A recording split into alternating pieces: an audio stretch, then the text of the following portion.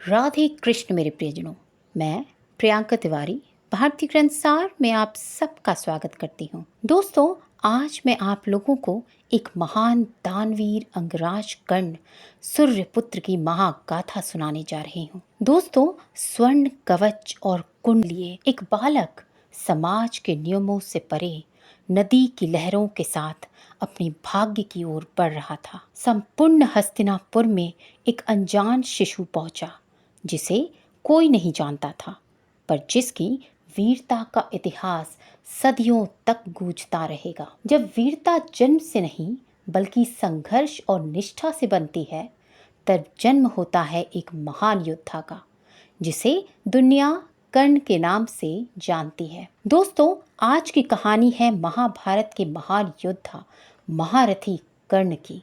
तो चलिए शुरू करते हैं ये कहानी। प्रारंभ होती है 5000 पूर्व के सुषेण राज्य से। सुषेण की धरती पर तब बसंत का सुहावना मौसम था। गंगा की धाराएं मंद मंद बह रही थी। वहां एक राजकुमारी रहती थी जिनका नाम था कुंती। कुंती को बचपन से ही अतिथियों की सेवा में अद्भुत आनंद आता था। एक दिन महर्षि दुर्वासा राजमहल में पधारे। उनका स्वभाव प्रसिद्ध था, क्षण में प्रसन्न, क्षण में क्रोधित। किंतु कुंती ने अपनी विनम्रता और सेवा भाव से उनका हृदय जीत लिया। वह उनके लिए प्रतिदिन स्वयं भोजन बनाती, जल लाकर देती, उनके आसन को सजाती और उनके वचनों को ध्यान पूर्वक सुनती। महर्षि ने कई महीनों तक वहीं निवास किया और जाते समय कुंती को एक दिव्य मंत्र का वरदान दिया। हे कन्या, इस मंत्र से जिस देवता का आवाहन करोगी, वह देवता तुम्हें संतान के रूप में वरदान देगा। कुंती ने उस मंत्र को अपने हृदय में सुरक्षित रख लिया, परंतु युवावस्था का उत्सुक मन कहाँ संयम से बैठता है। एक दिन जब पूर्व दिशा में लालिमा फैली हुई थी और आकाश में सूर्य देव की स्वर्णिमा चमक रही थी, कुंती को एक शरारती जिज्ञासा जगी। क्या सचमुच यह मंत्र काम करेगा? उन्होंने जांचने के लिए पूर्व दिशा की ओर मुख करके उस मंत्र का उच्चारण किया और सूर्यदेव का आवाहन किया। अगले ही क्षण आकाश में स्वर्णिम किरणों का तूफान सा उठा और उनके सामने खड़े थे स्वयं सूर्यदेव, तेजस्वी, प्रखर और अद्भुत। उनकी आंखों में अपार करुणा थी और उनके तेज से महल का कक्ष स्वर्णिम हो उठा। सूर्यदेव ने मधुर स्वर में कहा, कुंती, तुम्हारे मंत्र ने मुझे बांध लिया है। मैं तुम्हें अपना अंश देता हूँ, एक पुत्र जो कवच और कुंडल से युक्त होगा, जो जन्म से अद्वितीय होगा। क्षण भर में कुंती की गोद में एक शिशु था। उसकी त्वचा स्वर्ण सी चमक रही थी, कानों में स्वर्ण कुंडल चमक रही थी और शरीर पर जन्मजात कवच था। मानो कोई देव योद्धा मानव रूप में अवतरित हुआ है। जब कुंती अविवाहित थी, राजमहल और समाज की कठोर कुदृष्टि को वे भली भांति जानती थी। उनकी आंखों से आंसू बहने लगे। उन्होंने उस शिशु को हृदय से लगाया, बार बार उसके मुख को चूमती, लेकिन यह भी जानती थी यह समाज इस मासूम को स्वीकार नहीं करेगा। रात के अंधकार में जब महल के गलियारे शांत थे और चंद्रमा की किरणें मंद पड़ रही थी, कुंती ने भारी मन से एक लकड़ी का संदूक लिया। उसमें मुलायम कपड़े बिछाकर अपने पुत्र को सुलाया, उसके माथे पर अंतिम बार चूमा और धीरे से फुसफुसाई, पुत्र, मैं तुम्हें खोकर भी आशीर्वाद देती हूँ। तुम जहाँ भी जाओ सूर्य की भांति तेजस्वी बनो। वह संदूक गंगा की धाराओं में बहा दिया गया। नदी का जल संदूक को धीरे धीरे बहाता हुआ दूर ले गया। कुंती किनारे पर खड़ी तब तक देखती रही जब तक वह संदूक दूर अंधकार में विलीन नहीं हो गया। गंगा नदी में बहता हुआ वह संदूक कई घाटों से, गांवों से, वनों से गुजरते हुए अंततः हस्तिनापुर के एक साधारण सारथी अधिरथ के घर पहुंचा। अधिरथ और उसकी पत्नी राधा संतानहीन थे। जब उन्होंने संदूक खोला तो उसमें सोते हुए स्वर्ण शिशु को देखकर उनके हृदय में अपार प्रेम उमड़ पड़ा। राधा ने उसे गोद में उठाकर कहा, आज से यह मेरा पुत्र है। इसका नाम होगा कर्ण, क्योंकि इसके कानों में जन्म से ही स्वर्ण कुंडल है। उस दिन से कर्ण का जीवन एक साधारण परिवार में प्रारंभ हुआ, पर उसके भीतर देवत्व का तेज, नियति का तूफान छिपा था। एक ऐसा तूफान जो आगे चलकर महाभारत के इतिहास को हमेशा के लिए बदलने वाला था। हस्तिनापुर का एक साधारण किंतु स्नेह भरा स्थान, जहाँ सूर्यपुत्र कर्ण अपने बचपन के दिन बिताने लगे। अधिरथ और उनकी पत्नी राधा दोनों ही बरसों से संतान के लिए तरस रहे थे। गंगा की धाराओं से आए इस स्वर्णिम शिशु को उन्होंने अपने भाग्य का वरदान समझा। राधा ने जब पहली बार उसके छोटे छोटे हाथ अपनी उंगलियों में थामे तो मानो उसके हृदय का रिक्त स्थान भर गया।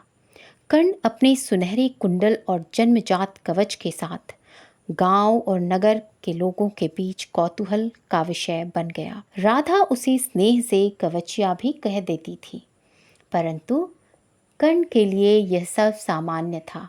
उसके लिए सबसे प्रिय वस्तु थी एक साधारण बांस का धनुष, जिसे उसने स्वयं गढ़ा था। जब वह 7-8 वर्ष का था, तब से ही उसकी आंखें हमेशा आकाश में उड़ते पक्षियों को देखती और हाथों में धनुष का तनाव महसूस करती। वह पेड़ों पर रखी हुई मिट्टी की हाड़ी को दूर से ही भेद देता। उसकी दृष्टि इतनी पैनी थी कि दूर उड़ती चील के पंखों के बीच में से बाण गुजर जाता था। एक दिन गांव के कुछ लड़के, जिसमें क्षत्रिय परिवार के भी बालक थे, पास के अखाड़े में धनुष विद्या का अभ्यास कर रहे थे। कर्ण भी वहां पहुंचा। उसने उनसे कहा, क्या मैं भी तुम्हारे साथ अभ्यास कर सकता हूँ? एक क्षत्रिय लड़के ने व्यंग से हंसते हुए कहा, धनुर्विद्या तेरे बस की नहीं, ये तो क्षत्रिय का काम है। कर्ण के चेहरे पर हल्की उदासी आ गई। उसने जिद करके धनुष उठाया और उसने पहली बार सभी की आंखों के सामने उसने चलती हुई मछली की आंख भेद दी। वह लक्ष्य जिसे कई अनुभवी लड़के भी नहीं भेद पाए थे। क्षण भर को सभी मौन रह गए, परंतु जाति का अहंकार उनके शब्दों में लौट आया। भले ही तू कितना भी अच्छा निशाना साध ले सारथी का बेटा, राजा नहीं बन सकता। यह पहला अवसर था जब कर्ण के कान में जातिगत अपमान का कांटा चुभा था। वह रात को घर लौटा पर नींद न आई। राधा ने पूछा, क्या हुआ बेटा? कर्ण ने शांत स्वर में उत्तर दिया, माँ, अगर किसी के पास धनुष चलाने की शक्ति हो तो क्या फर्क पड़ता है कि वह किस घर से जन्मा है? राधा ने उसके माथे पर हाथ फेरते हुए कहा, फर्क पड़ता है बेटा।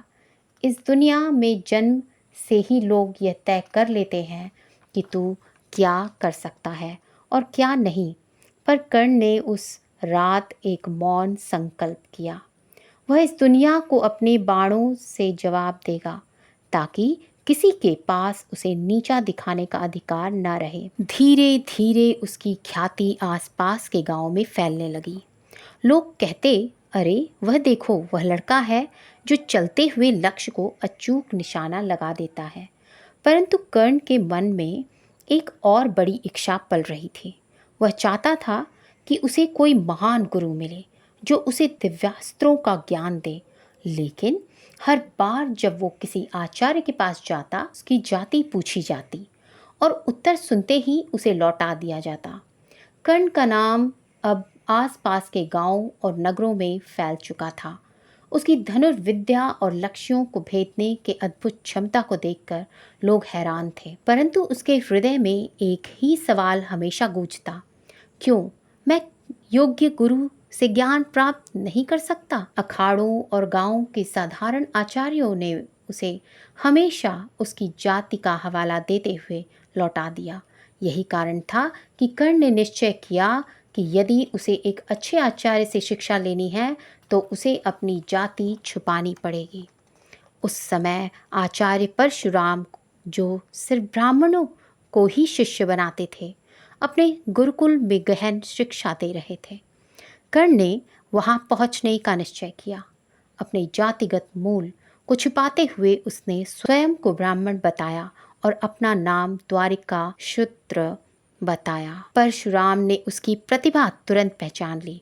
वह केवल उसकी शारीरिक शक्ति नहीं, बल्कि उसकी मानसिक दृढ़ता और अद्वितीय ध्यान के लिए प्रसन्न हुए। कर्ण ने अपना दिन रात केवल धनुष और बाणों के अभ्यास में लगाया। उसका लक्ष्य केवल महान धनुर्धन बनना नहीं था, बल्कि वह हर चुनौती को पार करना चाहता था।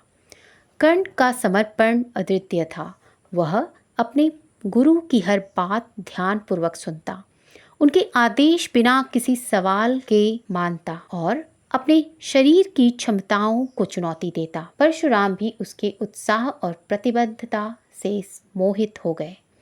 लेकिन एक दिन ऐसा हुआ जिसने कर्ण के जीवन का सबसे बड़ा मोड़ ले लिया। कर्ण ने देखा कि आचार्य परशुराम अपने विश्राम के समय अपने कक्ष में सो रहे हैं। गुरु की नींद को बगैर भंग किए कर्ण अपने धनुष को हाथ में लिए खड़ा था।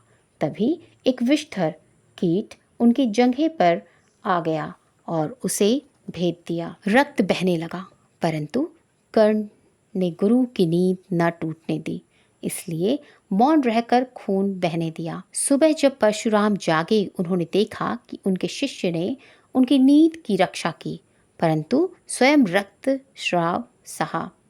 पहली झलक में प्रसन्न हुए, परंतु बाद में उन्होंने गहरी दृष्टि से कर्ण की जगह देखी। उनका मन भारी हुआ। उन्होंने कहा, हे पुत्र, यह धैर्य केवल क्षत्रियों में पाया जाता है, तू ब्राह्मण नहीं है। और क्रोधित होकर उन्होंने श्राप दिया, जब तुझे सबसे अधिक दिव्यास्त्रों की आवश्यकता होगी, तब तू उसका ज्ञान भूल जाएगा। कर्ण के हृदय में एक शोक और दुख उठ खड़ा हुआ। यह श्राप उसके लिए मानव जीवन का सबसे बड़ा दुर्भाग्य था, परंतु उसने कभी गुरु के प्रति अपने सम्मान और भक्ति को नहीं तोड़ा। वह केवल मौन रहा और अपनी भीतर की वीरता को और प्रखर बनाया। गुरुकुल से लौटते समय कर्ण का मन और अधिक दृढ़ हुआ।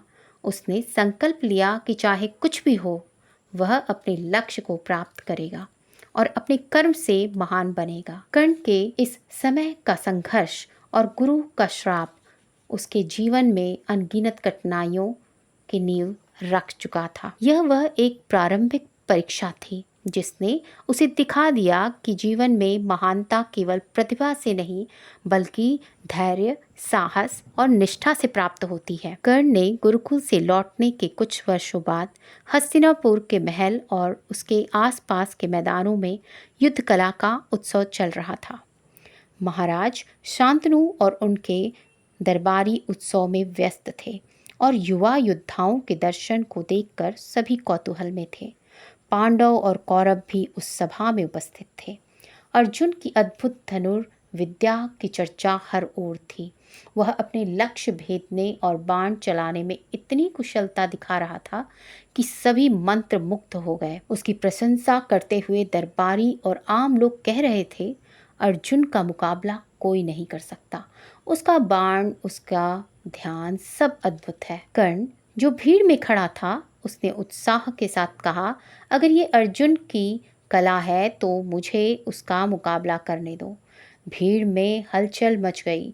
लोग चकित थे। एक साधारण सारथी का पुत्र सामने आने जा रहा था। कर्ण ने अपने बाणों का अभ्यास शुरू किया। उन्होंने पहले अर्जुन के लक्ष्य की नकल की और फिर उससे भी कठिन लक्ष्य भेद दिए। प्रत्येक बाण सटीक और शक्तिशाली था। अर्जुन, जो अपने कौशल में निश्चिंत था, चकित रह गया। उसने कहा, तुम कौन हो? कर्ण ने गर्व से उत्तर दिया, मैं सारथी का पुत्र हूँ, परंतु मेरा लक्ष्य और कौशल किसी से भी कम नहीं है। मैं अर्जुन को चुनौती देता हूँ। भीड़ में एक क्षत्रिय युवक ने व्यंग किया, सारथी का बेटा? यह तो केवल रथ चलाने के काम आता है, युद्ध कौशल के लिए नहीं। उसी क्षण दुर्योधन ने कदम बढ़ाया उसका हृदय कर्ण की वीरता और साहस देखकर प्रसन्न हुआ। उसने कहा, मैं तुम्हें अंग देश का राजा बनाता हूँ। अब तुम क्षत्रिय कहलाओगे और अर्जुन से युद्ध कर सकते हो। कर्ण के हृदय में एक नया उजाला और संतोष हुआ। किसी ने उसका साथ नहीं दिया, समाज ने उसे ठुकराया, परंतु दुर्योधन ने उसकी क्षमताओं और वीरता को पहचाना। उसने कहा, धन्यवाद महाराज, आपने मेरा सम्मान किया जब पूरी दुनिया ने मुझे ठुकरा दिया। मैं आपके प्रति जीवन भर निष्ठावान बना रहूंगा। दुर्योधन और कर्ण की मित्रता इस दिन स्थायी हो गई। ये मित्रता केवल व्यक्तिगत संबंध नहीं थी, बल्कि धैर्य, साहस और विश्वास से जुड़ा एक अद्वितीय गठबंधन था। कर्ण ने तय कर लिया कि चाहे धर्म या अधर्म का कोई प्रश्न आए, वह हमेशा दुर्योधन का समर्थन करेगा और अपने वचन को भी कभी नहीं तोड़ेगा। कर्ण अब केवल धनुर्धर नहीं रह गया था, बल्कि दुर्योधन का सबसे विश्वसनीय था और भविष्य के युद्ध में उसकी शक्ति का प्रतीक बन गया। हस्तिनापुर के महल और आसपास के राजसभा में एक उत्सव का माहौल था। द्रौपदी के स्वयंवर की खबर पूरे राजधानियों में फैल चुकी थी। हर क्षत्रिय, धनवान और प्रसिद्ध योद्धा अपनी शक्ति और कौशल का प्रदर्शन करने के लिए वहां पहुंचे।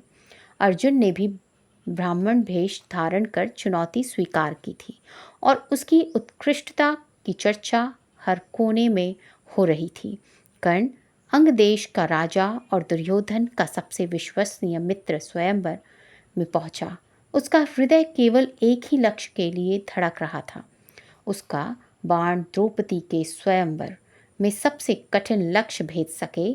उसने धनुष उठाया और दृढ़ निश्चय किया कि वह द्रौपदी को जीत कर दिखाएगा कि वीरता और प्रतिभा में जन्म नहीं देखा जाता। सभा में सभी लोग कर्ण की ओर देख रहे थे। तभी द्रौपदी ने अपने तिरस्कार भरे स्वर में कहा, मैं सारथी के पुत्र से विवाह नहीं करूंगी। कर्ण के हृदय में जैसे बिजली गिर गई। उसकी आंखें क्षण भर के लिए जल उठी, पर उसने क्रोध को अपने भीतर दबाया। उसने शांत स्वर में उत्तर दिया, महारानी, मेरा जन्म कोई ऐसा बाधा नहीं जो मेरे वीरता और कर्म को रोक सके, परंतु आपकी इच्छा का सम्मान करता हूँ। उस दिन कर्ण का अपमान गहरा गया। उसे केवल इसलिए ठुकरा दिया गया क्योंकि वह सारथी का पुत्र था, जबकि उसकी क्षमता, वीरता और कौशल किसी से कम नहीं थी।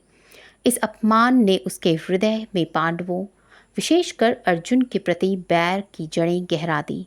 फिर जब पांडवों और कौरवों में महाभारत युद्ध छिड़ा, श्री कृष्ण ने हस्तिनापुर पहुंचकर कर्ण से मिलने का निश्चय किया। उनका उद्देश्य केवल यही नहीं था कि कर्ण को युद्ध में अर्जुन के पक्ष में लाया जाए, बल्कि उसके जन्म सत्य की जानकारी दी जाए। कर्ण, जिसे समाज और जीवन ने सारथी का पुत्र माना था, वास्तव में कुंती का पुत्र और पांडवों का ज्येष्ठ भाई था। कर्ण से मिलकर भी कृष्ण ने कहा, हे कर्ण, तुम्हारा जन्म का सत्य अब सामने आ चुका है। यदि तुम चाहो तो पांडवों के पक्ष में आकर युधिष्ठिर के स्थान पर हस्तिनापुर का राजा बन सकते हो। कर्ण की आंखों में क्षण भर भ्रम और हल्की झलक थी। उसका हृदय जिज्ञासा और सत्य की पीड़ा से दो धारी तलवार की तरह कट रहा था। उसने शांत स्वर में कहा, मुझे ये जन्म सत्य जानकर आनंद हुआ, परंतु मैं दुर्योधन का साथ कभी नहीं छोड़ सकता। उसने मुझे उस समय अपनाया जब पूरी दुनिया ने मुझे ठुकरा दिया। मैं उसके प्रति वचन और मित्रता से बंधा हूँ। श्री कृष्ण कुछ क्षण मौन रहे, फिर उन्होंने कहा, परंतु यह युद्ध तुम्हारे भ्रातृत्व के विरुद्ध है। कर्ण ने गंभीरता से उत्तर दिया, कृष्ण, मेरे लिए धर्म और भ्रातृत्व तभी अर्थ रखते हैं जब मैं अपने वचन और मित्रता को ना तोड़ूं।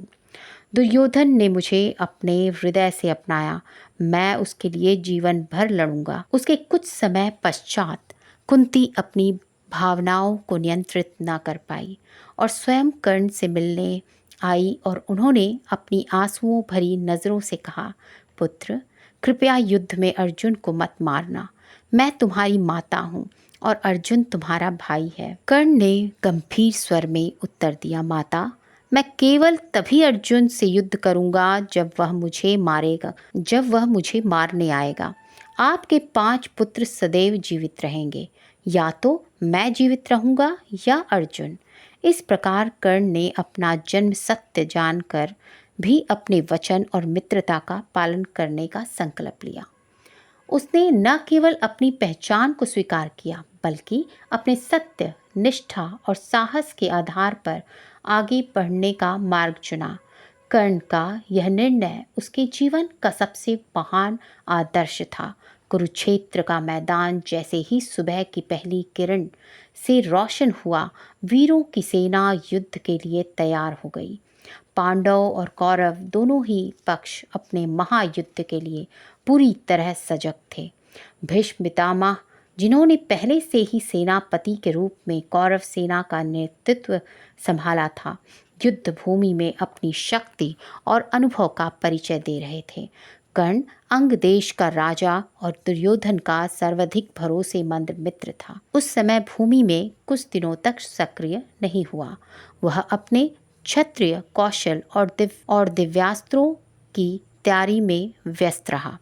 भीष्म पितामह के पतन और उनके सेनापति पद से हटने के बाद कर्ण को कौरव सेना का प्रधान सेनापति नियुक्त किया गया। यह पद उसे न केवल उसे सम्मान दिला रहा था, बल्कि वीरता और कौशल की वास्तविक परीक्षा थी। कौरव सेना की कमान संभालते ही कर्ण ने अपने बाणों और धनुष कौशल का अद्भुत प्रदर्शन शुरू किया। उसकी अद्वितीय शक्ति और रणभूमि पर नियंत्रण देखकर सभी पांडव और महारथी चकित रह गए। कर्ण का धैर्य और असामान्य दृष्टि अद्वितीय थी। वह केवल भड़काऊ और शक्तिशाली नहीं था, बल्कि रणनीति में भी निपुण था। उसके बाणों की वर्षा और गदा के प्रहार ने पांडव सेना के कई महारथियों को घायल कर दिया। रणभूमि पर उसकी उपस्थिति से जैसे वातावरण ही थर्रा गया। कुरुक्षेत्र युद्ध का 7वां दिन जैसे ही आया, तो दोनों पक्षों के सेनाओं का तनाव चरम पर था। पांडव और कौरव दोनों ओर के महारथी अपनी शक्ति और कौशल का सर्वोत्तम प्रदर्शन कर रहे थे। भीम, नकुल, सहदेव, युधिष्ठिर और अर्जुन सभी युद्ध में अपनी पूरी क्षमता दिखा रहे थे। इस दिन का सबसे प्रतिष्ठित क्षण था कर्ण और अर्जुन का द्वंद्व था। यह द्वंद्व काफी समय से चल रहा था और अब पूरी दुनिया की निगाहें इन दोनों महान धनुर्धरों पर टिकी थी। सूर्य की रोशनी भी जैसे उनकी शक्ति और वीरता के सामने फीकी पड़ गई थी। कर्ण ने अपने दिव्यास्त्रों और रथ की तैयारी की। वह जानता था कि संकट की घड़ी में उसे दिव्यास्त्र याद नहीं रहेंगे, परंतु उसने साहस नहीं छोड़ा। उसका हृदय केवल अपने वचन, मित्रता और वीरता के आदर्श में बंधा था। युद्ध आरंभ हुआ। दोनों ओर से बाणों की वर्षा शुरू हुई। इतना प्रबल और तेज संघर्ष की जैसे सूर्य भी घबरा गया। कर्ण ने अर्जुन पर कई बार दबाव डाला और उसे संकट में डाल दिया। उसका धनुष, उसकी गदा और उसकी कौशल अद्वितीय था। लेकिन तभी कर्ण के जीवन का भयानक श्राप काम आया, जब वह अर्जुन को मारने के लिए अपने दिव्यास्त्र का प्रयोग करना चाहता था। उसे याद ही नहीं रहा। ऊपर से उसके रथ का पहिया कीचड़ में फंस गया। कर्ण ने मानवीय धर्म और युद्ध कौशल के अनुसार अर्जुन से रणभूमि में रुकने का आग्रह किया, पर कृष्ण ने अर्जुन को संकेत दिया कि यही समय है जब महान योद्धा को रोका जा सकता है। अर्जुन ने अपना बाण चलाया और वह सीधे कर्ण के सीने को भेदता हुआ रणभूमि में उसे ढेर कर दिया। कर्ण अंतिम क्षण तक वीरता और धैर्य का प्रतीक बना रहा। उसके चेहरे पर भय नहीं, केवल वीरता और मित्रता की प्रतिबद्धता झलक रही थी। कर्ण की मृत्यु के साथ ही कौरवों की विजय की इच्छा लगभग समाप्त हो गई। दुर्योधन के लिए यह केवल सेनापति का खोना नहीं था, बल्कि अपने सबसे घनिष्ठ मित्र और जीवन भर के साथी का बिछड़ना भी था। कर्ण के अंतिम क्षणों में साहस और वचनबद्धता ने ये साबित किया कि उसकी वीरता और मित्रता अमर है। रणभूमि पर वह भले ही पराजित हुआ, पर उसकी आत्मा धर्मवीर और आदर्श योद्धा के रूप में इतिहास में अमर हो गई। कुरुक्षेत्र का युद्ध समाप्त होने के बाद रणभूमि में गहरा सन्नाटा छा गया। वीरों की मृत्यु, धूल और रक्त से लथपथ मैदान और वीरों की वीर गाथाओं की गूंज अब केवल हवा में थी।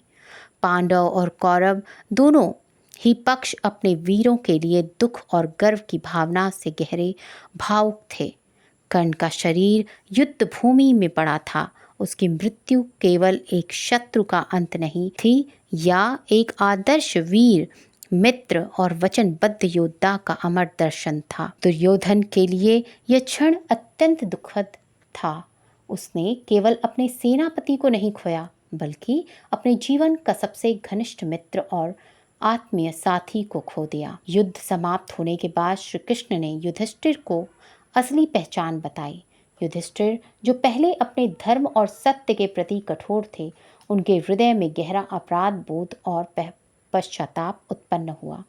उन्होंने कहा, यदि यह सत्य मुझे पहले पता होता तो यह महायुद्ध ही न होता। पांडवों ने कर्ण का राजसी अंतिम संस्कार किया। उन्होंने उसे केवल एक शत्रु के रूप में नहीं, अपने ही भाई और महान योद्धा के रूप में भी सम्मान दिया। कर्ण की कहानी केवल युद्ध में पराजय की नहीं थी, यह उस व्यक्ति की है जिसने अपने जीवन में कभी भी उपकार और वचन के साथ विश्वासघात नहीं किया। उसने जो पाया वह अपने परिश्रम और साहस से पाया, और जो खोया वह भी अपने धर्म, निष्ठा और मित्रता के आदर्श में खोया। आज भी कर्ण की छवि इतिहास में वीरता, मित्रता, त्याग और वचनबद्धता की अद्वितीय प्रतीक है। भले ही उसे पांडवों का शत्रु माना गया, परंतु उसकी आत्मा और आदर्श सदैव अमर है। तो दोस्तों, कैसी लगी आपको ये कथा? कमेंट में अवश्य बताइएगा, और ऐसी ही कथाओं के लिए चैनल भारतीय ग्रंथसार को सब्सक्राइब करना न भूलें। धन्यवाद। जय श्री राधे कृष्ण।